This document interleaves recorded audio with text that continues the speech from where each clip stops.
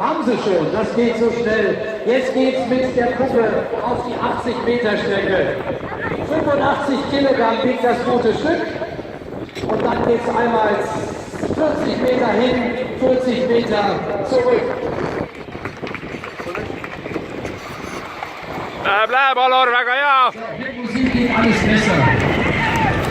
Auf geht's. An der Station 1 ist der Valor! in der Bahn. Dubli! Dubli!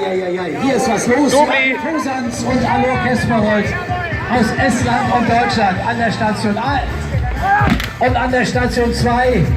Zwei Hochkaräter, das geht hier parallel.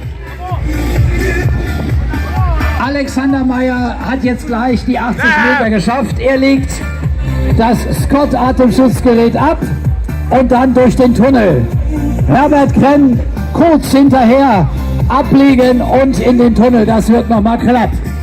Joachim Posans an der Station 1 hat den ersten B-Schlauch eingetütet. Jetzt geht's an den zweiten Schlauch.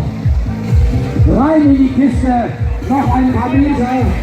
Und ich sehe gerade, dass der Kollege aus Estland vorne liegt, hat eingetütet, rein das Ding. Herzlichen Glückwunsch.